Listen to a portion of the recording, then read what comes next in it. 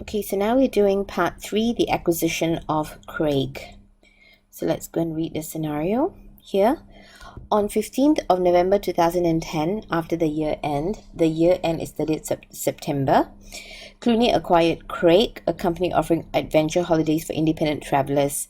Craig represents a significant acquisition, but this has not been referred to in the financial statements. Okay, so let's go and look for the worksheet. Okay, so now on the area of materiality of the financial statement item, there is nothing to write here. Of course, in the exam, don't write there, nothing to write lah. So there's no materiality because there's no numbers here.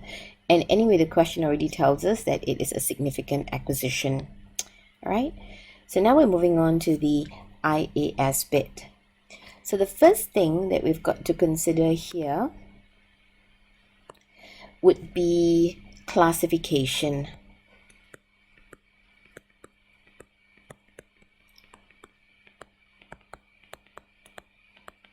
The classification of this particular event. So this particular event is a non-adjusting event. So this is what we're going to write. Craig acquired after the year end.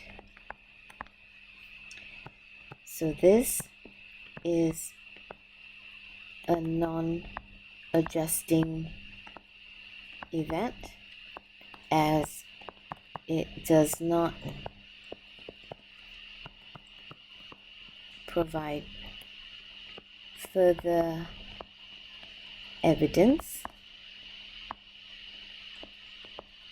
of conditions at the year end.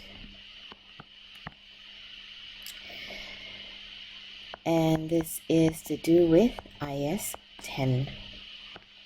So it is a non-adjusting event. The classification of it is a non-adjusting event. So if it is a non-adjusting event, then IAS 10 requires us to provide disclosure. So now we're going on to the disclosure bit.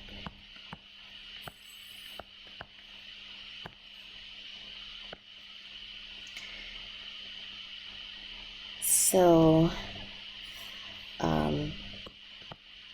the non-adjusting event to be disclosed in a note providing details of two things.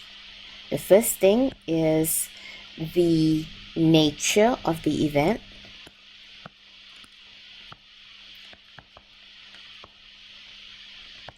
The nature of event, meaning that in this particular case, it is a significant acquisition. And the other one is the financial effects of this particular transaction. In this particular question, no information has been given, so we're going to leave it out. All right.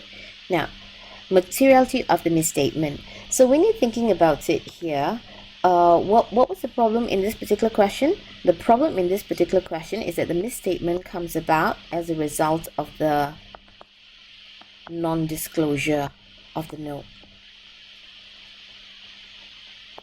That is, non-disclosure of the non-adjusting event.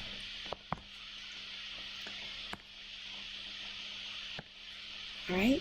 So we're going to say here that this is a significant acquisition. Therefore, not providing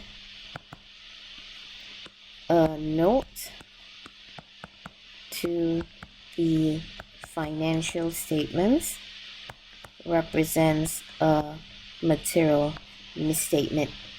How do you know it's material? Well, in this particular question, you have got the fact that it is significant and therefore it is a material misstatement. So now that that has been done, let us go and finish off the question on the impact of the audit opinion. So if the note is not included, the opinion will be qualified except for, and give the reason, seeing that the financial statements are materially misstated due to non-compliance with IS 10. And that's it. So let's go and have a look at the marks that we've gotten so far. We did not have any marks on the materiality right up there. So we've got 1 mark for the classification aspect of things, 1 mark for the disclosure part of things. We've got 2. And on this particular area, we are saying that it is a material misstatement, and as a result of that, there is an impact on the audit opinion, and 1 mark here. So we've got 3.5. So we need just 1.5 more marks. So what do we have here? A copy of the legal agreement in the file showing that the date of acquisition was actually as at 15th of November, meaning that this is after the year end of 30th September 2010. Then to assess the value, the reason why we're looking at the value is because we need to disclose the financial effects of things.